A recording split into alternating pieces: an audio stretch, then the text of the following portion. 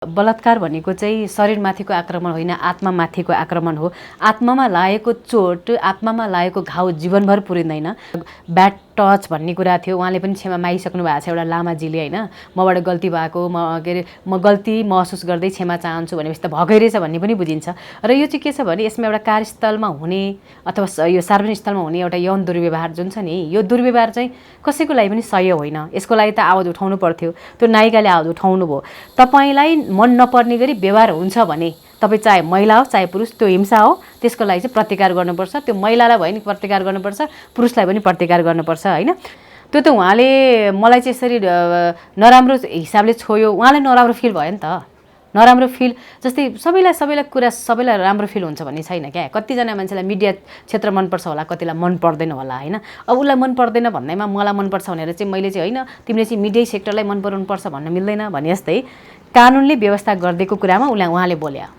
त्यो जुन चाहिँ पुरुष यौनकर्मीहरूको तथ्याङ्क अहिले पहिलाको भन्दा बढ्दो छ। त्यो बढ्नु स्वाभाविक हो किनकि अवसर छैन, अब जिम्मेवारी चाहिँ धेरै छ। मान्छेहरू यति धेरै क्विक चाहन्छन् कि प्रकृतिले त्यो दिएको छैन। हेर्नुहोस्, जतिसुकै तपाईँ पावरफुल भयो नि, जतिसुकै तपाईँ पैसावाला भए पनि तपाईँले रात परेपछि रातै हुन्छ, प्रकृतिको हामीले स्वीकार्नुपर्छ। पत्रकारहरूले चाहिँ आफूलाई युज हुने हेडिङ राख्छन् होइन, किनभने त्यहाँभित्रको मर्म अर्कै हुन्छ, उहाँहरूको हेडिङ अर्कै हुन्छ। अनि त्यो हेडिङ मात्रै हेरेर उहाँहरूलाई चाहिँ अब उहाँले त त्यही पेसा खोजिरह होला भनेपछि मैले खोजेको काम लगाइदिने चाहिँ यो दिदी रहेछ क्यारे भन्ने जस्तो मान्छेले बुझेर धेरैले मलाई नि यस्तो केटी खोजिदिनुहोस् उस्तो केटी खोजिदिनुहोस् भनेर फोन गर्छन्। फोनभन्दा म्यासेजहरू इमेलहरू गर्छन्। त्यो हाइलाइट हेरेर फोन गर्ने होइन नि, किनभने हामी त शरीर बेच्ने पनि अपराधी हो, शरीर किन्ने पनि अपराधी हो भनिरहेछ भनेपछि त त्यो शरीर बेच्ने जाने भाइलाई हामीले चौकीमा पुर्याउनु, मलाई फोन गर्नु भनेको त चौकीमा पुग्नु हो नि त। यसको रोकथाम त अब सरकारले एकदमै कडा रूपमा प्रस्तुत भएपछि मात्रै रोकथाम हुन्छ एउटा। अर्को कुरा, बेच्नेले म बेच्दिनँ भनेपछि रोकथाम हुन्छ। सरकारले नीति बनाउने के बनाउने भनेको कागजको खोस्टो न हो त्यो। त्यही भएर त्यो जो मान्छेले बेच्छ नि, जस्तै तपाईँ शरीर बेच्न अग्रसर हुनु भने त किन्ने मान्छे त हजार भइहाल्छ नि यहाँ। दर्शकवृन्द नमस्कार, तपाईँहरूले फ्रेममा देखिसक्नु भएको छ हामीसँग समाजसेवी अथवा महिला अधिकार कर्मी मेनुका थापा हुनुहुन्छ। यहाँलाई हार्दिक स्वागत छ। हजुर, धेरै धेरै धन्यवाद। हजुर, आराम हुनुहुन्छ? एकदम आराम छ। हजुरलाई ठिकै छ? एकदमै, मलाई पनि ठिकै छ। अब विषयवस्तुतिरै प्रवेश गरौँ होइन। हजुर हजुर। अहिले एकदमै महिला हिंसा सम्बन्धीको चर्को आवाजहरू उठिरहेछ होइन, कोही पक्षमा छ कोही विपक्षमा छ। यसलाई तपाईँले कसरी हेरिरहनु भएको छ? महिला हिंसा भनेको एउटा जघन्य अपराध हो होइन त। यस्तो हिंसालाई निरुत्साहित गर्नुपर्ने सवालमा, यसको अन्त्य गर्नुपर्ने सवालमा मत भाँडिनु नै यो चाहिँ दुर्भाग्यपूर्ण कुरा हो। किनभने यो त हामी एक ढिक्को भएर यसको अन्त्य गर्नुपर्छ। त्यो यसमा मत बाजिनु हुँदैन थियो। त्यो मत बाजिनु भनेको चाहिँ अलिकति दुःख लाग्दो कुरा हो, तैपनि केही छैन। मत बाजेर नै मान्छेहरू फेरि मन्थन गरेर बल्ल एउटा निचोडमा पुग्ने हो। त्यसले गर्दा यो अहिले प्रजातान्त्रिक मुलुकमा आफ्नो विचारहरू राख्न पाइन्छ। विचार जसले जे राखे पनि सबैजनालाई शान्ति चाहिन्छ, सबैजनाले चाहिँ हिंसा रहित समाजमा बाँच्नु पाउनुपर्छ। सबैको माग त यही नै हो। पहिला एउटा अलिकति अगाडि एउटा मोडल अथवा नेपाल सुन्दरीको कुरा उठिरहेको थियो, यसलाई कसरी हेर्नु भएको छ? हजुर, उहाँको जुन चाहिँ अब उहाँलाई चाहिँ 8 वर्ष अगाडि बलात्कार गरेको भन्ने कुरा छ होइन त। त्यसपछि यो अहिले आन्दोलन चर्किरहेको हो। यो चाहिँ उहाँ जुन नाबालिका हुँदाखेरि जुन घटना घट्यो त्यो चाहिँ अहिले 8 वर्षपछि भए पनि उहाँले भन्ने हिम्मत गर्नुभयो। त्यसको लागि उहाँलाई एकदम सम्मान छ, स्यालुट छ। हामी सबैजनाको साथ सपोर्ट आशीर्वाद छ होइन। र उहाँ जस्तै छोरीहरू हिम्मतिला भएर आउनुपर्छ, मन दरिलो भएर आउनुपर्छ। यो हिंसाको विषयमा भनेको वर्षौँ लाग्छ बोल्नलाई। त्यही भएर यो फेरि अब बलात्कार भनेको चाहिँ शरीरमाथिको आक्रमण होइन, आत्मामाथिको आक्रमण हो। आत्मामा लागेको चोट, आत्मामा लागेको घाउ जीवनभर पुरिँदैन। र जुन चोट खेपेको मान्छे छ उसले हिम्मत गर्नु भनेको त यो उसले त आधा जितिसक्यो कि। अब आधा चाहिँ राज्यले दिनुपर्छ, हामी सबैले सपोर्ट गर्नुपर्छ। उहाँले न्याय पाउनुहुन्छ त? अब न्याय पाउने नपाउने भन्ने विषयमा चाहिँ राज्यले यसको नेतृत्व लिनुपर्छ। किनभने यो चाहिँ सरकारवादी मुद्दा भएको हुनाले, सरकारवादी मुद्दा भनेको चाहिँ सरकारले नै पीडितहरूको लागि संरक्षण गर्ने, पीडितहरूलाई आवश्यकता परेको मद्दत गर्ने, उसको लागि जस्तोसुकै आवश्यकता पर्दा पनि सरकारले साथ दिने, निःशुल्क रूपमा आफ्नो त्यो बच्चाको लागि अदालतमा लडिदिनेदेखि लिएर अब अहिले वर्तमान कानुनले जे व्यवस्था गरेको छ त्यसको दायराभित्र रहेर न्याय दिने कुरा छ होइन। अब त्यो न्याय उहाँले त्यो कानुनी रूपमा न्याय पाउला नपाउला अर्को ठाउँमा छ। तर एउटा जुन चाहिँ पीडित नानी छ, पीडित नानीले न्याय भनेको के हो, उसलाई कस्तो खालको न्याय चाहिएको हो, त्यो चाहिँ उहाँले भन्नुपर्छ होइन। उहाँले चाहिँ मलाई यो खालको भयो भने, यो व्यवस्था भयो भने, अथवा यो कानुन भयो भने, यो चाहिँ दण्ड सजाय भयो भने चाहिँ मैले न्याय पाएको अनुभूत गर्छु भनेर त्यो चाहिँ उहाँले भन्नुपर्छ, राज्यले उहाँलाई सोध्नुपर्छ। अनि त्यसपछि उहाँलाई नै उहाँकै राय सुझावमा चाहिँ कानुन परिमार्जन गरेर भए पनि न्याय त दिनुपर्छ। नभए त हामी यो दण्डहीनताको मुलुकमा छौँ, हामी क्रूर मुलुकमा छौँ भन्ने सन्देश गइ नै हाल्छ। न्याय त पाउनै पर्छ नि। जस्तो कि अब एउटा महिला सौन्दर्यताको नाममा यस्तो जघन्य अपराध भयो होइन। हजुर, यसमा चाहिँ तपाईँको विचार चाहिँ के छ? अब यो अपराध भनेको हाम्रो मानव सभ्यता सँगसँगै विकास हुँदै आएको हो, जहाँ पनि अपराध हुन्छ होइन। कोही पनि मान्छे जतिखेर पनि मान्छे कोही अहिले भर्खरै साधु भएको मान्छे केही समयपछि फेरि रक्षक मान्छे भक्षक पनि हुनसक्छ। भनेपछि मान्छेको कति बेला गएर टेढिन्छ, बाङ्गिन्छ अथवा अपराधी हुन्छ, त्यो कसैले पनि कसैको ग्यारेन्टी लिन सक्दैन। यति चाहिँ के हो भने जुन त्यो बच्चाले पाउनुपर्ने न्याय चाहिँ पाउनुपर्छ र त्यसको लागि चाहिँ परिवार एकदम चनाखो हुनुपर्छ कि आफ्नो बच्चालाई कुन ठाउँमा पाइला टेक्न पठाउँदैछु, त्यो ठाउँ कतिको सुरक्षित छ, अथवा परिवारले चाहिँ त्यो बच्चाको लागि के मापदण्डहरू बच्चाको सेफ्टी सेक्युरिटीको लागि गरिदिएको छ, त्यो चाहिँ परिवारको ठुलो भूमिका हुन्छ। अब त्यो एउटा त्यहाँनेरि त्यस्तो घटना भयो भन्दैमा त्यो सिङ्गो त्यो मोडलिङ क्षेत्रलाई नै दुर्गन्धी बनाउनु त मिल्दैन होइन त। तर त्यहाँ भएका केही कमी कमजोरीहरू थिए, त्यो बाहिर आए। त्यो कमी कमजोरी सबैतिर छ, पत्रकारका जगत होस्, सामाजिक क्षेत्रको होस् अथवा राजनीतिमा होस्, जहीँतै छ। किनकि यो मानवीय सभ्यता सुरु भएदेखि नै अपराधको पनि बीजारोपण भएको देखिन्छ। जबसम्म मान्छे भन्ने प्राणी धरतीमा रहन्छ, मान्छेले अपराध त गर्छ नै। त्यो जुन चाहिँ अहिले बहस पनि भइरहेको छ होइन। अब यो सुन्दरी प्रतियोगिता कति ठिक कति बेठिक भन्ने पनि यो त एउटा बहसको पाटो होला। तर आफ्नो बच्चाहरू मोडलिङको क्षेत्रमा जाँदै गर्दा अथवा गायिका नायक नायिका स्कुल कहाँ जान्छन्, घरबाट निस्केर हिँडेपछि, आफ्नो काखबाट निस्केर हिँडेपछि परिवारले चाहिँ एकदमै सतर्कता अपनाउनु पर्ने, परिवार चनाखो हुनुपर्ने बेला चाहिँ आयो। जस्तै कि अहिले फेरि पछिल्लो चरणमा एकजना नायिकामा दुर्व्यवहार भएको कुरा आयो होइन।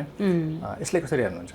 होइन, त्यो त अब जुन नायिकाले जसलाई चाहिँ मलाई उसले दुर्व्यवहार गर्यो भनेर आरोप लाउनु भएको थियो, त्यो चाहिँ अब अहिले उहाँहरू सट आउट भइसक्नु भयो, मिलापत्र भइसक्यो। जसले चाहिँ अब त्यो एउटा ब्याड टच भन्ने कुरा थियो, उहाँले पनि क्षमा मागिसक्नु भएको छ, एउटा लामाजीले होइन। मबाट गल्ती भएको, म गल्ती महसुस गर्दै क्षमा चाहन्छु भनेपछि त भएकै रहेछ भन्ने पनि बुझिन्छ। र यो चाहिँ के छ भने यसमा एउटा कार्यस्थलमा हुने अथवा यो सार्वजनिक स्थलमा हुने एउटा यौन दुर्व्यवहार जुन छ नि, यो दुर्व्यवहार चाहिँ कसैको लागि पनि सही होइन। यसको लागि त आवाज उठाउनु पर्थ्यो, त्यो नायिकाले आवाज उठाउनु भयो। त्यो नायिकाले सही गर्नुभयो गलत गर्नु भन्ने कुराको ग्यारेन्टी अथवा त्यसको चाहिँ जस्टिफिकेसन जज हामी होइन। तपाईँ हामीले जज वकालत गरिदिन थाल्यौँ भने त यो उसको चाहिँ न्यायालयको के काम भयो र त्यहाँ त्यता न्यायाधीशको के काम भयो, कानुनको के काम भयो, त्यो तपाईँ हामी आफै जज बन्न मिल्दैन यसमा। त्यो चाहिँ जुन कानुनी प्रक्रियामा छ त्यसलाई हामीले चाहिँ सम्मान गर्नुपर्छ।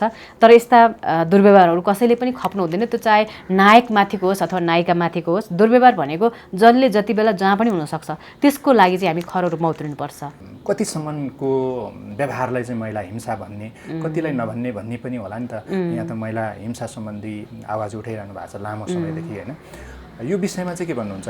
अब हिंसाका धेरै प्रारूपहरू छन् होइन। अब मानसिक हिंसा, शारीरिक हिंसा, राजनीतिक हिंसा, सामाजिक हिंसा, आर्थिक हिंसा, सांस्कृतिक हिंसा भन्ने धेरै थरीको नाम छ हिंसामा। अब त्यसमा हामीले अहिले कुरा गरिरहेको भने शारीरिक हिंसा र एउटा मानसिक हिंसाको कुरा छ होइन। तपाईलाई कसैले तपाईँ चाहिँ तपाईँलाई अब मान्छेहरूलाई एकदमै धेरै खिर भनेको असाध्यै मनपर्छ, तर तपाईँलाई कसैले कानमा बन्दुक राखेर यो खिर खाइनेस् भने तँलाई म मार्छु भन्यो भने पनि त्यो हिंसा हो। तपाईँमाथि जबरजस्ती हुनु भनेको हिंसा हो। तपाईँलाई इच्छा विपरीत हुने जुनसुकै कार्य पनि हिंसा हो। हामीले त्यो हिंसाको रूपमा एकदम हिंसा भनेको एकदमै ठुलो भेग अर्थ हो। यसको चाहिँ व्याख्या गरेर महिनौँ दिन वर्ष दिउँ पनि सकिँदैन। त्यही भएर अहिलेको लागि हामीले के बुझ्नुपर्छ भने चाहे महिलामाथि हुने हिंसा होस्, चाहे पुरुषमाथि हुने हिंसा होस्, तपाईँलाई मन नपर्ने गरी व्यवहार हुन्छ भने तपाईँ चाहे महिला होस् चाहे पुरुष, त्यो हिंसा हो। त्यसको लागि चाहिँ प्रतिकार गर्नुपर्छ। त्यो महिलालाई भयो नि प्रतिकार गर्नुपर्छ, पुरुषलाई पनि प्रतिकार गर्नुपर्छ होइन। यो त अझ अर्को एउटा जस्तै तपाईँलाई कसैले गाली बेइज्जती गर्यो भने त त्यो जन्मभर तपाईँले बिर्सिनुहुन्न। जस्तै तपाईँलाई सानोमा कसैले पिट्यो थियो भने कहिले बिर्सिनुहुन्छ र? बिर्सिनुहुन्न नि। भने जस्तै यो त अब शरीरमा छुने, अर्काको शरीरमा बिना अनुमति छुने, यो त ठुलै अपराध हो नि त। त्यही भएर मान्छेहरूले कानुनलाई पनि सम्मान गर्दै नागरिकको कर्तव्य के पनि हो भने जस्तै 16-17 वर्ष भएपछि नागरिकता लिने अनि अब म लक्का जवान भएँ होइन कि नागरिक शिक्षा नागरिक दायित्व भन्ने पाइन्छ। त्यो गुगलमा गएर हेऱ्यो भने जहाँ पनि पाइन्छ। उहाँले त्यो विषयमा सोधो मैले एउटा यो देशले मलाई नागरिकता दियो, नागरिकता दिएपछि त सार्वजनिक स्थलमा एक्लै हिँड्न पाउँछ नि, नभए त पहिला त त्यो मान्छे त एउटा नाबालक भनेर बाबुआमाको अन्डरमा हुन्छ होइन।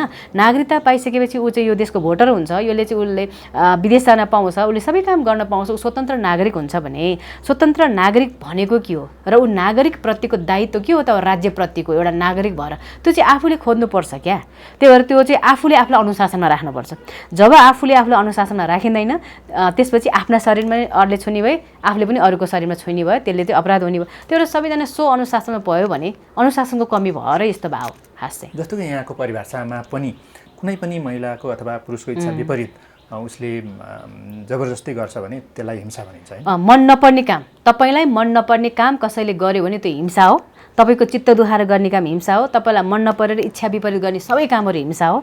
तपाईँलाई खाना दिँदाखेरि पनि तपाईँलाई चाहिँ यो जबरजस्ती खा भन्नु नि पनि हिंसा हो। तपाईँलाई खाना मन छैन, उसले मैले खिर दिइरहेको छु, मैले खिर दिँदा नि खाँदैन यार भन्न पाइँदैन, किन तपाईँलाई मन छैन त हो। त्यसलाई भनेको मैले। जस्तो कि अब नायिकाकै कुरा गर्दाखेरि उहाँले ब्याड टच गर्नुभयो भने भन्नुभएको छ, उहाँ त्यहाँ कार्यस्थलमै रुनु भएको छ लामो समय होइन, त्यसलाई त हिंसै मान्नु पऱ्यो नि त होइन। हिंसै मान्नुपर्छ त्यो, किनभने त्यो त उहाँले मलाई चाहिँ यसरी नराम्रो हिसाबले छोयो, उहाँलाई नराम्रो फिल भयो नि त। नराम्रो फिल जस्तै सबैलाई राम्रो फिल हुन्छ भन्ने छैन क्या। कतिजना मान्छेलाई मिडिया क्षेत्र मनपर्छ होला, कतिलाई मन पर्दैन होला होइन। अब उसलाई मन पर्दैन भन्दैमा मलाई मनपर्छ भनेर चाहिँ मैले चाहिँ होइन तिमीले चाहिँ मिडिया सेक्टरलाई मन पराउनुपर्छ भन्न मिल्दैन भने जस्तै कानुनले व्यवस्था गरिदिएको कुरामा उहाँले बोले। जस्तै कि अहिले अब लामो समय भयो तपाईँले चाहिँ पुरुष देह व्यापारको पनि कुरा उठाइरहनु भएको थियो, यसको स्थिति चाहिँ अहिले कस्तो छ नेपालमा? अब अहिले यो पछिल्लो चरणमा अब जस्तै स्थिति सबैतिर नै त्यस्तै हो होइन। जस्तै अब पहिला नेपालमा भूकम्प आयो, भूकम्पले केही मान्छेहरूलाई चाहिँ जीवन जिउन गाह्रो भइरहेको थियो। फेरि कोभिड आयो, कोभिडपछि फेरि अहिले यो युक्रेन र रसियाको जुन चाहिँ एउटा युद्ध छ, त्यो युद्धले गर्दाखेरि नेपालमा बम नखसे पनि नेपालमा चाहिँ त्यो युद्धले यहाँ कुनै असर प्रत्यक्ष नपरे पनि अप्रत्यक्ष महँगीको भाउ हेर्नुहोस्। हिजोसम्म 100 रुपियाँ पाउने तेल अहिले 500 रुपियाँ पुगिसक्यो। पेट्रोलकै कुरा गर्दाखेरि भनेपछि त एक थरीमा भाउ बढ्ने, एउटा सामान्य पेट्रोलमा तेलमा भाउ बढ्ने बित्तिकै सबैको जीवन स्तर डामाडोल हुन्छ। अनि त्यो खालको सहुलियत दिन सक्दैन राज्यले। राज्यले सहुलियत दिन नसकेपछि मर्नुभन्दा बौरुनी निको भनेर मान्छेले कि आफूलाई बेच्छ कि अरूलाई बेच्छ। तर आफूलाई बेच्नु पनि अपराध हो, अरूलाई बेच्नु पनि अपराध हो भनेपछि मान्छेहरू जानेर अपराधमा जान्छन् कि नजानेर अपराधमा जान्छन् कि, किनभने त्यो त आखिर अन्तत्वको त त्यसले पुर्याउनु त कालकोठरीमा हो होइन त। त्यही भएर त्यो जुन चाहिँ पुरुष यौनकर्मीहरूको तथ्याङ्क अहिले पहिलाको भन्दा बढ्दो छ। त्यो बढ्नु स्वाभाविक हो किनकि अवसर छैन, अब जिम्मेवारी चाहिँ धेरै छ। जस्तो कि यहाँलाई कल म्यासेजहरू कस्तो कस्तो खालको आउँछन् यसमा? अब हामीले चाहिँ जस्तै अब हामी भनेको यौनजन हिंसा बलात्कार अनि यस्तो देह व्यापारमा लागेका महिलाहरूलाई मद्दत चाहिन्छ भने हामी हो, उहाँलाई मद्दत चाहिँदैन भने हाम्रो काम छैन होइन। यदि उहाँले तिम्रो मद्दत मलाई देऊ भन्यो भने हामीले दिने हो। त्यसमा चाहिँ अब मान्छेले विभिन्न अब युट्युबमा भिडियोहरू हेर्नुहुन्छ, भिडियो हेरेर अब 30 मिनट 50 मिनट मान्छेसँग धैर्यता छैन। मान्छेहरू यति धेरै क्विक चाहन्छन् कि प्रकृतिले त्यो दिएको छैन। हेर्नुहोस्, जतिसुकै तपाईँ पावरफुल भयो नि, जतिसुकै तपाईँ पैसावाला भयो पनि तपाईँले रात परेपछि रातै हुन्छ। प्रकृतिको हामीले स्वीकार्नुपर्छ। म चाहिँ एकदमै अब ठुलो हुँ, मसँग करोडपति छ, म लखपति हुँ, म चाहिँ अब मन्त्री हुँ, ल म चाहिँ अब रातलाई एकैछिन विदिन अ सेकेन्ड दिन पार हुन सकिँदैन नि त होइन। प्रकृतिको नियमअनुसार चल्नुपर्छ। त्यस्तै गरी इन्टरभ्यूमा पनि हामीले जे भने हुन्छ 30-40 मिनटको उहाँहरूले हेर्नुहुन्न, हेडिङ राख्नुहुन्छ। हेडिङ भनेको पत्रकारहरूले चाहिँ आफूलाई युज हुने हेडिङ राख्छन् होइन, किनभने त्यहाँभित्रको मर्म अर्कै हुन्छ, उहाँहरूको हेडिङ अर्कै हुन्छ। अनि त्यो हेडिङ मात्रै हेरेर उहाँहरूलाई चाहिँ अब उहाँले त त्यही पेसा खोजिरह होला भनेपछि मैले खोजेको काम लगाइदिने चाहिँ यो दिदी रहेछ क्यारे भन्ने जस्तो मान्छेले बुझेर धेरैले मलाई नि यस्तो केटी खोजिदिनुहोस् उस्तो केटी खोजिदिनुहोस् भनेर फोन गर्छन्। फोनभन्दा म्यासेजहरू इमेलहरू गर्छन्। तर त्यो उनीहरूको दुर्भाग्य हो, किनभने सबैभन्दा मान्छेको पतनको सबभन्दा ठुलो कारण भनेको अज्ञानता हो। हेर्नुहोस् होइन, अज्ञानता कि अज्ञान। त्यो 30-40 मिनटको भिडियो हेरेको भए ठ्याक्कै बुझिन्छ त्यहाँ हामीले के गर्छौँ भनेर। त्यो हाइलाइट हेरेर फोन गर्ने होइन नि, किनभने हामी त शरीर बेच्ने पनि अपराधी हो, शरीर किन्ने पनि अपराधी हो भनिरहेछ भनेपछि त त्यो शरीर बेच्ने जाने भाइलाई हामीले चौकीमा पुर्याउनु, मलाई फोन गर्नु भनेको त चौकीमा पुग्नु हो नि त होइन। त्यसैले उसले केही अवसर खोज्यो भने हामी उसलाई सहयोग गर्ने हो। नभए चाहिँ अहिले उनीहरूले म चाहिँ यस्तो छु उस्तो छु मलाई यस्तो समस्या छ त्यही भएर म त्यही पेसा गर्न चाहन्छु भन्छन्। अनि त्यसमा चाहिँ भाइ नेपालको कानुनले शरीर बेच्ने र किन्नेलाई अपराधी भन्छ। तपाईँ जान अपराधमा नजानुहोस्। बरु तपाईँ जस्ता युथहरूको लागि सरकारले तपाईँ दलित हुनुहुन्छ भने जनजाति हुनुहुन्छ भने अथवा युवा हुनुहुन्छ भने युवा स्वरोजगार भनेर सरकारले ल्याइरहेछ। सरकारले त्यत्रो करोडौँको लगानी गरिरहेछ त आफू जानु पर्यो नि माग्न। घर घरमा आएर कसले दिन्छ? यो अहिले 21औं शताब्दी हो नि होइन। आफ्नै आमाले पनि आफ्नो बच्चालाई भर्खर जन्मेको बच्चालाई दुध खुवाउनु पर्छ भने थाहा हुन्छ तर बच्चो नरहेकन दुध खुवाउँदैनन् भनेपछि त सरकारसँग माग्न जानु पर्यो। माग्न जाँदा नि दिएन भने अनि बल्ल तिमीले संविधानमा यो व्यवस्था गरेको थियो तर तिमीले दिएनौ र म बाध्य भएँ भन्न पाइयो नि। अब पहिल्यै त्यस्तो खालको अपराधिक क्रियाकलापमा जान भनेको त त्यो त जान खाडलमा हुमिन खोजेको हो नि हो। त्यही भएर म चाहिँ ती जसले इन्टरभ्यू हेरेर हामीलाई फोन गर्छन् तिनलाई चाहिँ हामीले मद्दत गर्नुपर्ने ठाउँ छ भने कहीँ जो चाहिँ जीवन बनाउने काममा आत्मसम्मानित काममा हामी मद्दत गर्न सक्छौँ। त उहाँको कहीँ च्यानल नपुग्ला कोही नेता यताउता चिन्नु भएको छैन होला। 19-20 वर्ष काम गर्दाखेरि 2-4 जना नेता 2-4 जना पुलिस हामीले चिनेको छौँ। उहाँहरूसँग भेटाइदिन्छौँ एउटा भाइको नाताले उसको नाताले होइन। तर अब जान शरीर बेच्न जानेलाई त कानुनको लट्ठी दिनुपर्छ। यहाँले अघि भनिसक्नु भएको छ होइन। अहिले अब झन् यो देह व्यापार चाहिँ पहिलाको भन्दा वृद्धि नै भएको छ भन्नुभएको छ होइन। यो यसरी वृद्धि हुनुको कारणहरू के हो त अथवा यसको रोकथाम चाहिँ के गर्न सकिन्छ? यसको रोकथाम त अब सरकारले एकदमै कडा रूपमा प्रस्तुत भएपछि मात्रै रोकथाम हुन्छ एउटा। अर्को कुरा बेच्नेले म बेच्दिनँ भनेपछि रोकथाम हुन्छ। किनभने यो सरकारले मात्रै कडा त्यो टेक्निकल कुरा भयो होइन त। सरकारले नीति बनाउने के बनाउने भनेको कागजको खोस्टो न हो त्यो। त्यही भएर त्यो जो मान्छेले बेच्छ नि जस्तै तपाईँ शरीर बेच्न अग्रसर हुनु भने त किन्ने मान्छे त 1000 भइहाल्छन् नि यहाँ। त्यसैले तपाईँ बेच्दिनँ भन्नुहोस् न। तपाईँ सिप बेच्छु भन्नुहोस् तपाईँ शिक्षा बेच्छु भन्नुहोस् आफ्ना हातमा केही सिप सिकेर स्वावलम्बी हुन्छु भन्नुहोस्। त्यो चाहिँ शरीर बेच्नेतिर लाग्नुभयो भने त एकचोटि त शरीर बेच्नु होला त्यसपछि त तपाईँको जिन्दगी बेच्यो नि त हो। त्यही भएर रोकथाम भनेको आफूबाटै सुरु गर्नुपर्छ। त्यो चाहिँ अरूले गर्दाखेरि मेरो जीवन यस्तो भयो भने त त्यो त एउटा मान्छेलाई दोष लाउने अनि आफू त्यो रोगी भएर बाँच्ने मात्रै हो। निरोगी मान्छेले सम्पूर्ण जिम्माहरू आफै लिन्छ आफ्नो कामहरू आफैले गर्छ र नचाहिने भारी बोक्दैन कि। सबैभन्दा मान्छेको के छ भने अहिलेको सबभन्दा धेरै मान्छेलाई शरीर किन बेच्नु पर्यो अरे आफू पालिनलाई र आफ्ना बच्चाबच्चीलाई पालिन।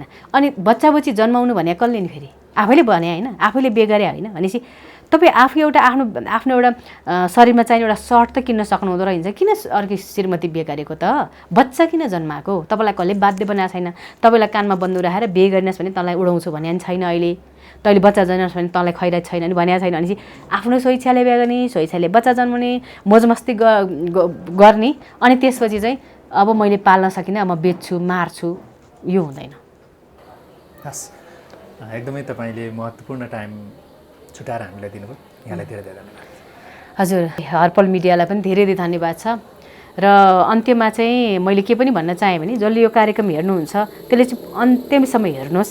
त्यो कार्यक्रममा केही नबुझेका छन् अनि त्यो भने हामी जहिले पनि सहजीकरणको लागि तयार छौँ होइन। तर सरकारले गरेका व्यवस्थाहरू अब नागरिकले माग्न चाहिँ जानुपर्छ। नभए त त्यो नेताले आफै खान्छ अनि फेरि भोलि भ्रष्टाचार गरे भन्न चाहिँ मिल्दैन कि। त्यही भएर जनता जागरुक हुनुपर्छ। अनि युवाहरू जसले चाहिँ अहिले इमेल चलाउँछ इन्टरनेट चलाउँछ युट्युब चलाउँछ यो त अलिअलि पढे लेख्ने जमात हो कि। पढे लेख्ने जमातले यसरी अनपढ गँवार जस्तो व्यवहार गर्नु पाइँदैन। नपढेकाहरूले त कहिले युट्युब खोल्दैन आउँदैन नि त। जस्तै मेरो आमाले पढ्नु भएको छैन उहाँलाई ल्यापटप थिच्न आउँदैन मोबाइल थिच्न आउँदैन भनेपछि जसले अहिले यो युट्युब हेर्नुहुन्छ युट्युबमा आएका भिडियोहरू लाइक कमेन्ट गर्ने मान्छेले त पढे लेखेको छ नि अलिकति। अब पढे लेखेको मान्छेले अलिकति आफूलाई अझै अपडेट गर्न के गर्नुपर्छ त्यो चाहिँ विचार गर्नुपर्छ। अनि आफ्नो लाइफस्टाइल राम्रो हुन्छ। नभए अर्काको यस्तो भयो यस्तो भनेर हुँदैन क्या। म त्यो चाहिँ आग्रह गर्न चाहन्छु। धेरै धेरै धन्यवाद।